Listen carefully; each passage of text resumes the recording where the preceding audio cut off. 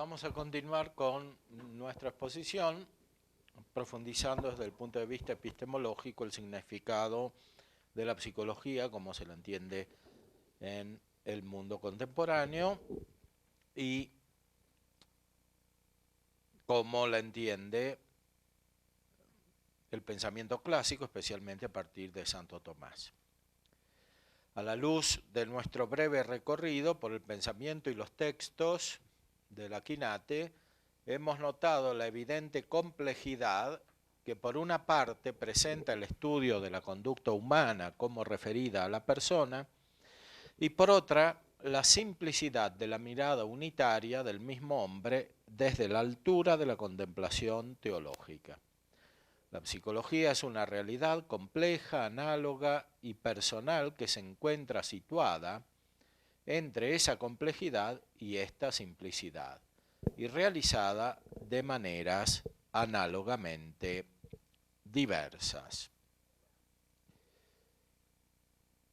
Hay que tener en cuenta la condición propia del psicólogo, que en cada caso es distinta, y también sus condicionamientos filosóficos. Un psicólogo puede tener fe, puede no tenerla, puede tener una metafísica explícita o no tenerla, puede eventualmente estar imbuido por doctrinas antimetafísicas, como sucede con los psicólogos de origen freudiano y lacaniano y de otras orientaciones materialistas, y en general implícita o explícitamente en todos los que han recibido formación académica contemporánea en los ámbitos de los estudios de la psicología y la psiquiatría, incluso en las universidades católicas. Puede el psicólogo, además, estar dotado de variadas habilidades personales, que pueden ser desde dotes naturales hasta verdaderos carismas, que son gracias que cada persona puede tener y recibir de Dios para un servicio particular. No es posible, pues, concebir la psicología en sentido unívoco y acabado de una vez para siempre, al modo de una ciencia completa y a priori en la concepción kantiana. Recordemos que Freud sigue de cerca a Kant, especialmente en moral, pero también en el modo de concebir la inteligencia, de plantear por lo tanto el significado de una ciencia teórica. Es decir, en la visión kantiana, la ciencia se hace por reglas a priori, esas reglas están dadas en la razón, en la estructura misma de la razón, y después son aplicadas a la experiencia. La experiencia concuerda necesariamente con esas reglas a priori, justamente porque son a priori. En la crítica de la razón pura aparece una concepción de la ciencia que es justamente trascendental. Trascendental quiere decir lo mismo que pura, como en la expresión crítica de la razón pura, y pura quiere decir lo mismo que a priori, es decir, realizada en el pensamiento antes de la experiencia. Sin embargo, estas reglas a priori deben ser concordantes con la experiencia, corresponden a la experiencia, no deben ir más allá de la experiencia. Como dice Kant, deben corresponder a la experiencia posible. Experiencia posible es tanto como experiencia pensada, es decir, una experiencia que no corresponde a los sentidos, sino que corresponde a la actividad de la razón, porque lo posible lo puede conocer la razón y no lo pueden conocer los sentidos. Esto quiere decir que por una parte la ciencia se desarrolla al nivel de la razón, por otra parte no puede exceder el nivel de la razón y la razón debe corresponder necesariamente a los fenómenos de la experiencia natural, del mundo sensible. Si esto lo hacemos corresponder a la psicología, resulta una visión según la cual en la psicología se estudian las leyes a priori del funcionamiento de la razón que después aplicadas funcionan necesariamente, porque son siempre las mismas leyes y porque no surgen de la experiencia variable, sino que corresponden a la experiencia posible. Bueno, lo que estoy describiendo no es otra cosa que el idealismo, no se sale de la razón. Esto es muy importante tenerlo en cuenta porque en la concepción de Freud tampoco se sale de la razón. Es una psicología finalmente racional. Esto no quiere decir que en la visión cuasi escolástica freudiana no se contraponga una filosofía racional a una psicología racional a una psicología empírica. En efecto, siguiendo la tradición del racionalismo de Christian Wolff, se distinguen estos dos tipos de psicología. En el siglo XVIII se separó la psicología como correspondiente a lo observable en los fenómenos humanos de la psicología como correspondiente al análisis de la esencia del hombre, que en la visión racionalista de Wolff, que después inspira indirectamente a Kant, que lo llama el más grande de los filósofos dogmáticos, en el prólogo de la crítica de la razón pura, en esta visión la psicología racional estudia la esencia del hombre y su conducta a priori. Esta dicotomía, esta separación entre los dos tipos de psicología permaneció hasta la actualidad e influyó en la visión incluso escolástica de la psicología. En los manuales no escolásticos de principios del siglo XX se distinguían los dos tipos de psicología, incluso en los planes de estudio de la formación filosófica y teológica de los mismos sacerdotes estaba distinguida estas dos ramas de la psicología racional, que correspondería a lo que hoy más bien se llama antropología filosófica, y la psicología empírica, que supuestamente corresponde a lo que hoy se llama psicología. Esta es una separación artificial que no corresponde no solo a la esencia de lo que se está estudiando, que es el hombre uno, sobre todo la persona, que es una, sino que tampoco corresponde al desarrollo histórico. Sin embargo, condiciona la visión histórica de la psicología. Es decir, hoy entendemos por psicología una ciencia experimental. Ahora, esta ciencia experimental en realidad no es tan experimental como parece, comenzando por el mismo Freud. En Freud, la psicología se configura más bien como una ciencia a priori, especialmente la psicología entendida como psicoanálisis, porque Freud también distingue entre psicología y psicoanálisis.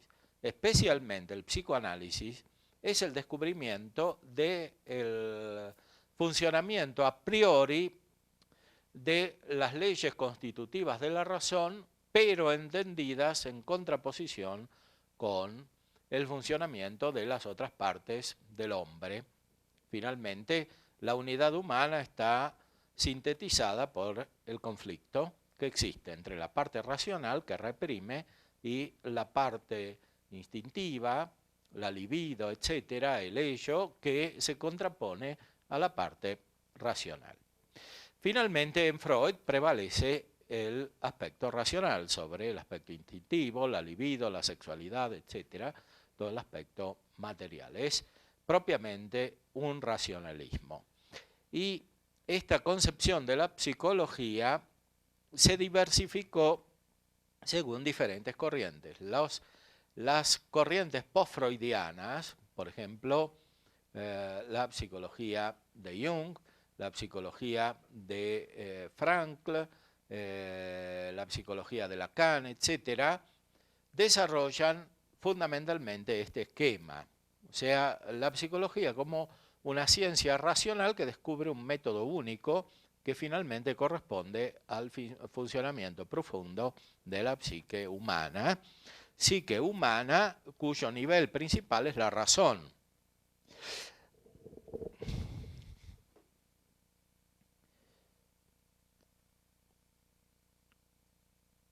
En la realidad, entonces, no es posible concebir la psicología en sentido unívoco y acabado de una vez para siempre, y tampoco con un método único según el modelo cartesiano.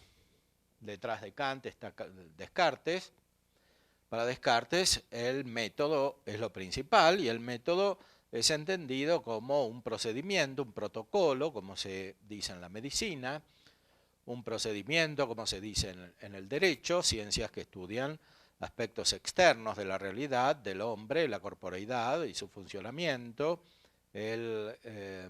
la concatenación de los actos humanos externos, en sus aspectos externos, experimentables, controlables en el derecho.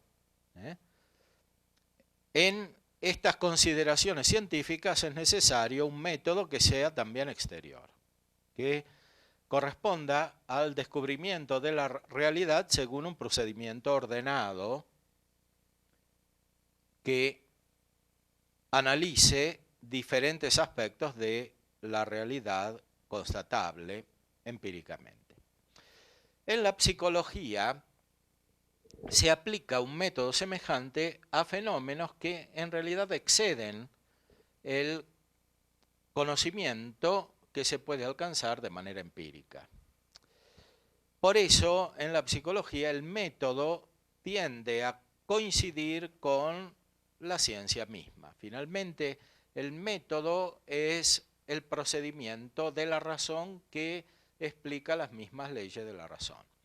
Esto es, en el fondo, la concepción kantiana que permanece en otro tipo de pensamiento psicológico, muy especialmente en el pensamiento de Freud, que como veremos sigue de cerca y explícitamente la concepción kantiana. En la realidad, apelar a un método único no es fuente de discernimiento y finalmente de solución de los problemas humanos, sino que es finalmente una fuente de profundización de los problemas humanos, porque estos problemas derivan finalmente de una falta de adecuación a la realidad. Los problemas psíquicos finalmente son siempre una especie de aislación respecto de la realidad misma. O sea, la conducta humana no refleja lo que las cosas son. El pensamiento humano funciona por su cuenta y no corresponde a la realidad. Y por eso la búsqueda y la aceptación de un método único finalmente acentúa la problemática psicológica, porque el problema es justamente el método, que es el corazón del racionalismo moderno. El racionalismo moderno es la pretensión de la razón de controlar la realidad de una manera proporcionada a la capacidad humana, excluyendo finalmente el misterio. Esto es el racionalismo moderno. La raíz más profunda de los problemas psicológicos es siempre una especie de racionalismo, muy especialmente en la época contemporánea. O sea, la cultura contemporánea por sí misma induce una especie de racionalismo personal y también social y comunitario, que finalmente termina en un alejamiento de la realidad. Por eso, la aplicación de un método único puede significar la profundización del problema o la radicalización del problema. Entonces, buscar ese método único puede ser causa de enfermedad y no de salud respecto de esa propia enfermedad.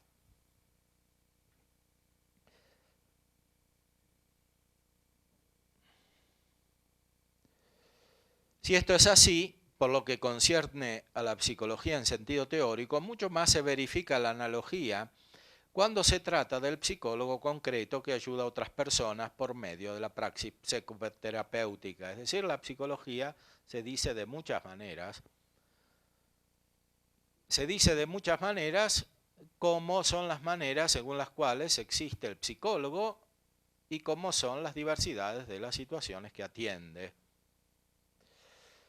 La psicología es un diálogo interpersonal que no se puede reducir a un modelo aplicable a todas las situaciones humanas y a todos los psicólogos como si estuviesen igualmente capacitados.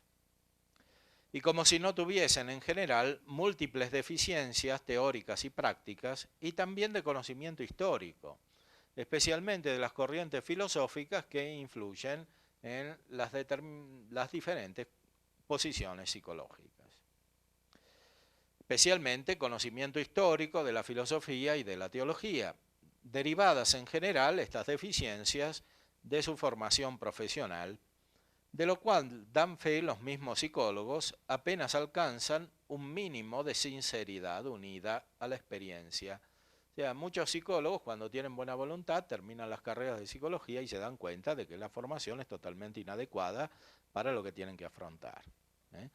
Cuando tienen buena voluntad, cuando tienen una buena disposición espiritual, esto es aceptado sin dificultad, o sea, con la dificultad propia de descubrirlo, pero no resulta algo sorprendente porque la realidad habla por sí, es decir, la variedad, la complejidad de las situaciones humanas es tan profunda que no puede sino ser evidente este problema.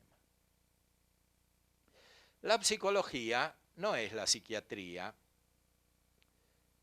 Esta consiste en una disciplina dentro de las ciencias médicas que considera así la totalidad de la persona, pero lo hace desde la perspectiva de lo orgánico.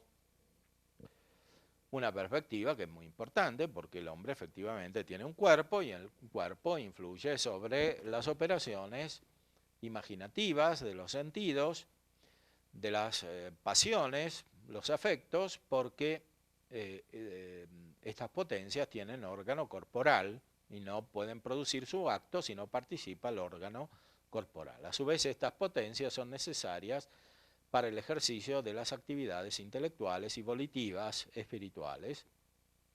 El objeto proporcionado de la mente humana es la esencia de las cosas materiales. El hombre no puede conocer directamente lo espiritual, conoce directamente lo corpóreo, lo que tiene realidad en la materia, pero tampoco lo capta en su propia singularidad, incluyendo a la propia persona, sino que la capta en su esencia, que es universal. Esta es una de las razones principales por las cuales la psicología como ciencia es siempre incompleta respecto de su propia tarea. La tarea es el conocimiento del individuo y la terapéutica de las situaciones individuales.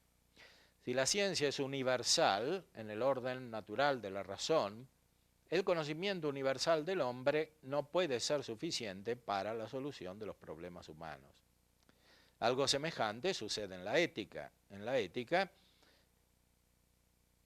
es necesario llegar a las situaciones particulares, es necesario aplicar los conocimientos universales a los datos de los diversos sentidos, incluyendo la memoria.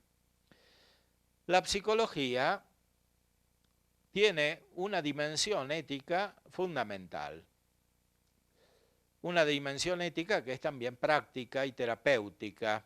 O sea, es necesario captar prudencialmente el significado de los actos humanos particulares y de los hábitos humanos de las personas singulares. Esto finalmente no puede hacerse epistemológicamente desde un nivel puramente racional por la incapacidad de la inteligencia humana para captar directamente lo singular.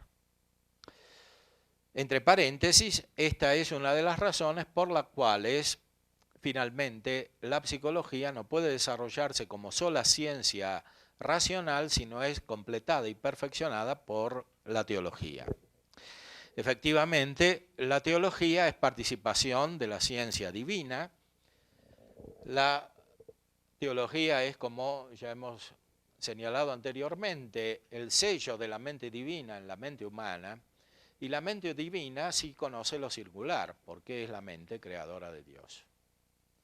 Por eso cuando el hábito intelectual del psicólogo, el hábito científico universal del psicólogo, está perfeccionado por la mirada superior que alcanza lo particular, es posible un discernimiento completo de las situaciones humanas.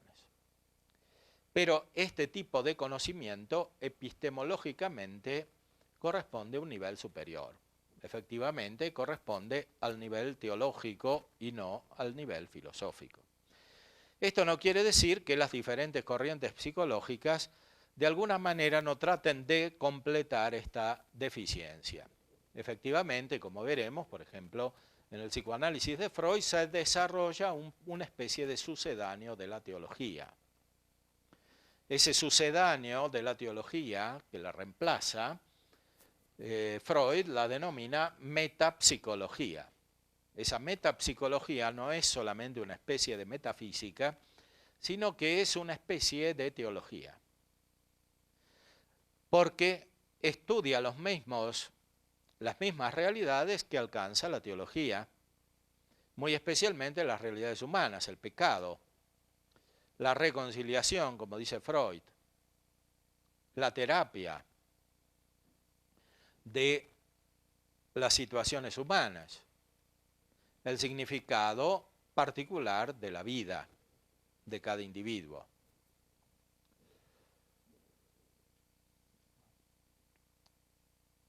La psiquiatría, naturalmente, alcanza lo particular, pero lo alcanza de una manera técnica, no propiamente científica universal. El médico no es solamente un científico, es un artista, en el sentido medieval del término, es decir, es un técnico, es uno que interviene sobre una realidad particular, sin necesariamente conocer las causas de la realidad particular. Efectivamente, nosotros sabemos que incluso en la medicina moderna no siempre se conocen las causas, a veces se conocen los síntomas, pero no las causas de los síntomas. A veces es útil intervenir sobre los síntomas, pero muchas veces no es suficiente esta intervención. Esta dicotomía tiene una raíz epistemológica, es decir, el hecho de que la medicina incluso, sí, alcanza lo particular, pero lo alcanza imperfectamente, porque la capacidad intelectiva del hombre no es suficiente para este alcance de lo particular. Sin embargo, es claro que es más fácil alcanzar lo particular con la ayuda de los sentidos y de la experiencia en el campo de lo corpóreo que en el campo de lo propiamente anímico, que es lo que corresponde a la psicología. El objeto formal de la psiquiatría, entonces, es el obrar humano en cuanto a los actos de las potencias superiores a intelecto y voluntad necesitan el concurso de los movimientos de las pasiones de los apetitos con órgano corporal, que siguen a los sentidos internos y externos, que también tienen órgano corporal. Es verdad, el psiquiatra estudia el hombre, el único que hay en su unidad, pero lo estudia desde abajo, es decir, desde el aspecto orgánico corporal. Estos órganos, a su vez, están en interdependencia respecto del conjunto del organismo humano físico.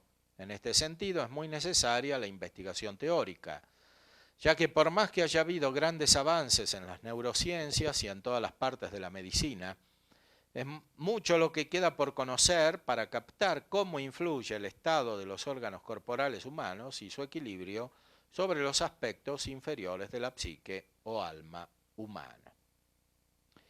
En este sentido, la ciencia moral clásica y muy especialmente la reflexión filosófico-moral aristotélico-tomista manifiesta claros aportes a la hora de distinguir los actos propiamente humanos de los meramente del hombre.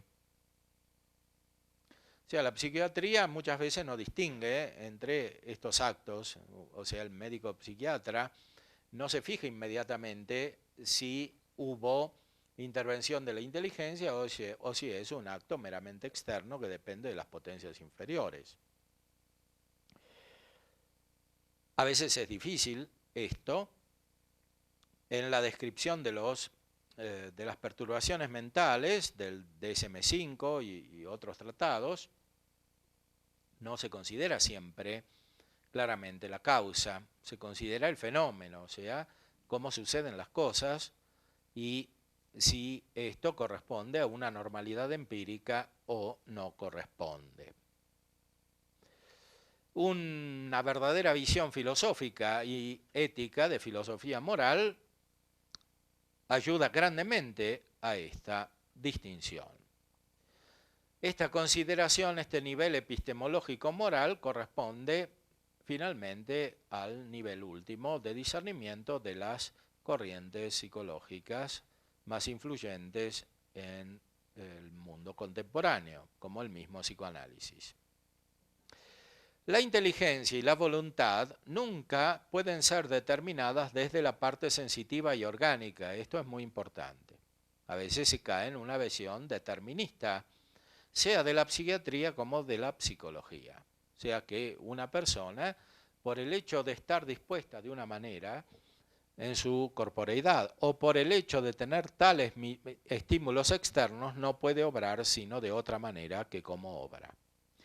Incluso grandes autores como Jacques Maritain caen en una visión semejante a esta, como veremos. Los psiquiatras harán muy bien en no pasar estos límites refugiándose en la psicología antes de reconocer lo que todavía no conocen de su propio campo científico. Y muchas veces los psiquiatras hacen de psicólogos. Y los psicólogos hacen de guías espirituales. Entonces, hay una confusión epistemológica muy importante.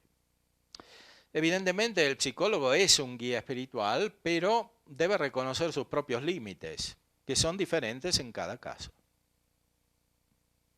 Normalmente, la preparación académica corriente no habilita a este tipo de consideración. Es decir, a una consideración global de la vida humana, de la conducta humana, que es finalmente la que se requiere para la solución de los problemas humanos. Es mucho e importante lo que queda por comprender, sea a nivel general, sea a nivel de los casos particulares, sobre cómo influyen no solamente los diferentes estados de los órganos y de las facultades del hombre, sino incluso los normales estados patológicos corporales sobre la operación de las facultades sensitivas y afectivas que dependen de la corporeidad. Sí, muchas veces hay enfermedades ocultas, enfermedades físicas, objeto de la medicina, que no se sabe bien cómo interactúan con las potencias de la sensibilidad, de la afectividad e indirectamente con la inteligencia y la voluntad, con la parte espiritual del hombre. Recordemos que la psicología, en su configuración contemporánea, que depende fuertemente de Freud, se autoformuló en cuanto a disciplina independiente en el mismo Freud como una actividad no médica. Esto es muy interesante para captar bien el nivel epistemológico en el cual es necesario realizar el análisis, para discernir el significado de las corrientes que se presentan como psicología y para discernir la constitución de una auténtica psicología que responda a esta problemática de una manera integral y verdadera. Freud la presenta como una actividad no médica, él que era médico y que había comenzado su carrera con investigaciones de tipo propiamente experimental. Freud llega a afirmar que será mejor cultivada la psicología, especialmente en su versión psicoanalítica, por los no médicos que por los médicos, dada la dirección de estos últimos al estudio de los fenómenos meramente corporales y su condicionamiento científico-biológico. Es decir, el médico está poco preparado, según Freud, para la psicología, porque tiene el hábito mental orientado a la particularidad biológica. Dice Freud: yo mismo propugno el valor autónomo del psicoanálisis y su independencia de la aplicación a la medicina. Para Freud, practicará mejor el psicoanálisis un doctor en filosofía que un médico. A pesar de eso, la psicología y el mismo psicoanálisis se continuaron entendiendo ampliamente como disciplina médica empírica. Veamos, por ejemplo, un texto de Freud, que se llama Análisis profano. Ha de tenerse en cuenta que el médico recibe en las aulas una educación casi opuesta a lo que exigiría una preparación al psicoanálisis. Opuesta. ¿Por qué esto es así? Porque el psicoanálisis en Freud es una forma de filosofía última que analiza la conducta y el ser humanos. En cambio, en el médico la atención está orientada a hechos anatómicos, físicos y químicos objetivamente determinables, de cuya exacta comprensión e influencia apropiada depende el éxito de la intervención médica. Se aproxima a su círculo visual el problema de la vida, en cuanto hasta ahora hemos llegado a explicárnoslo por el juego de las fuerzas observables también en la naturaleza inorgánica.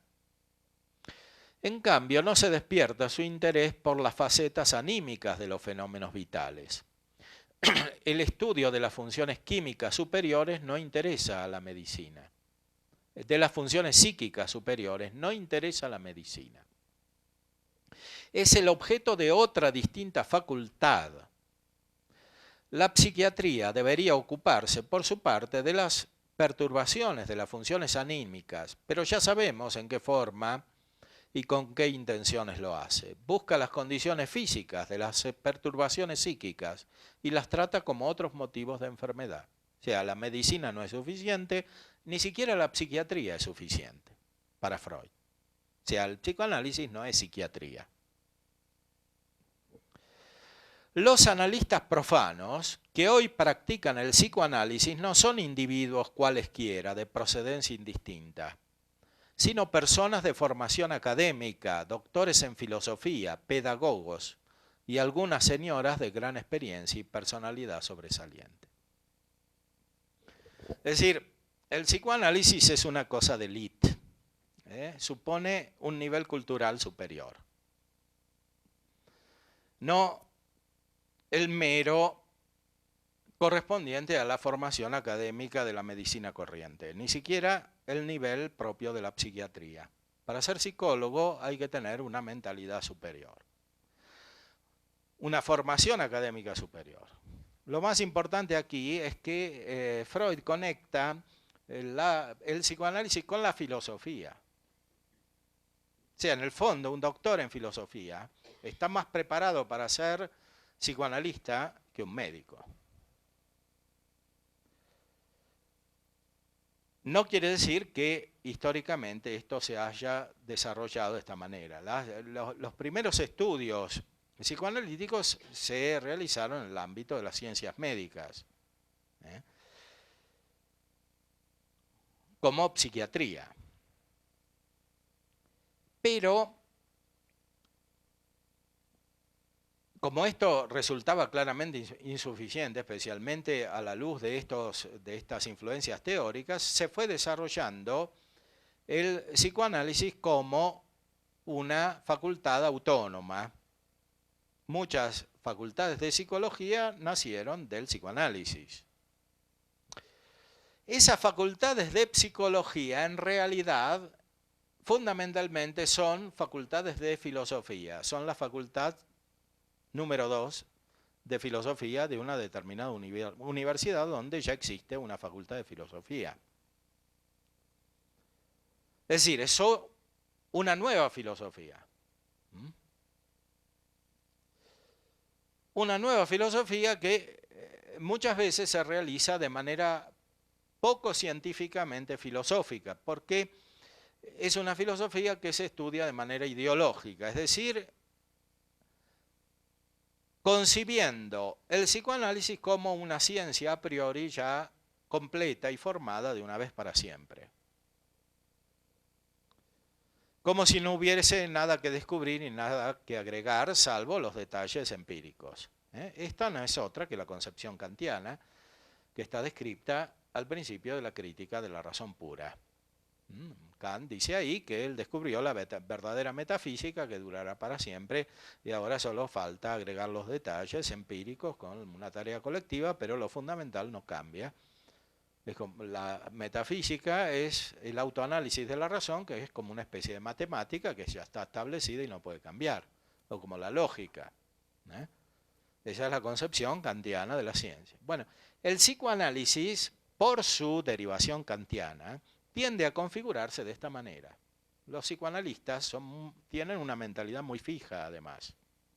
O sea, piensan todos de la misma manera y siempre de la misma manera. No solo ellos, sino que los que son psicoanalizados adquieren esta característica rígida. Ustedes pueden observar que los que han sido sometidos a la terapia psicoanalítica en el sentido estricto, o sea, el que estamos describiendo aquí, tienen una mentalidad muy fija que es difícilmente reformable. O sea, muchas veces las secuelas quedan para toda la vida. Y eso no tiene un origen meramente superficial, no depende tampoco de la problemática del sujeto que accede a ese tipo de terapia, sino que es fruto de la misma terapia. O sea, es una enfermedad que se agrega a la enfermedad, si es que se trataba de enfermedad, porque muchas veces no había enfermedad y se generó la enfermedad por la propia terapia.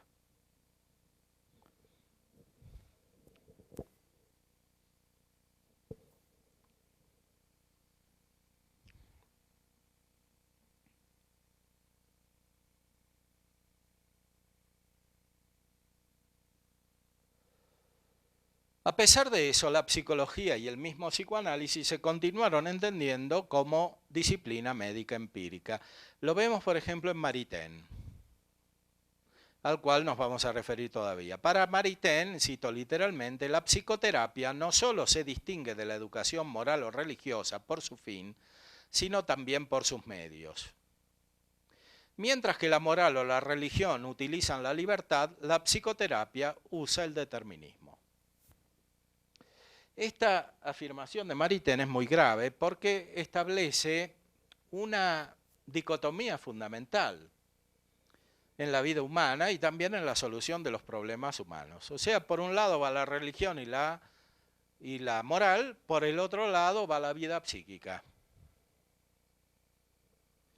Cito Maritain porque esta concepción está todavía vigente, especialmente en los ambientes católicos, porque Maritain era católico, además tenía la autoridad de ser tomista, e influyó profundamente en los ambientes católicos. Además había desarrollado su consideración epistemológica, los grados del saber, le decreto y savoir. Entonces, Maritain con su autoridad parece subrayar que la psicología tiene su autonomía, que es una ciencia empírica y que no tiene que ver ni con la teología ni con la filosofía moral. En realidad, esto no es así en el mismo Freud, al cual sigue Maritain. Maritain admira a Freud, lo dice que es un genio, que son descubrimientos que van a purificar la religiosidad actual, etcétera. Como si hubiésemos estado casi 2000 años esperando que viniese Freud para ser auténticos cristianos.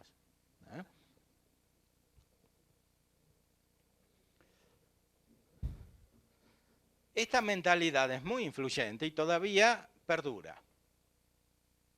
Todavía perdura porque no se hace el análisis filosófico suficiente de aquello mismo que aquí está explicando Maritain. Los fenómenos que se refieren a la psicología, que estudia el psicoanálisis, por ejemplo, como corriente psicológica, no corresponden propiamente al determinismo, como dice él. Si una persona se separa de su mujer y tiene problemas psíquicos porque está angustiado, porque tiene dos familias en el fondo, y va a ver un psicoanalista, Eso no es fruto de ningún determinismo, es fruto de una decisión consciente y libre. Y la alteración de nivel psíquico que padece no está desconectada del orden moral ni del orden religioso. Pensemos en una persona católica de buena formación que se enamora de otra persona, de la secretaria o de quien fuera, y va a ver a un psicoanalista, como sucede tantas veces. De ahí surgen muchos problemas. ¿Cómo se solucionan estos problemas? O sea, por un lado está la religión, por el otro lado está la psicología. O se trata en profundidad de la misma realidad que hay que analizar.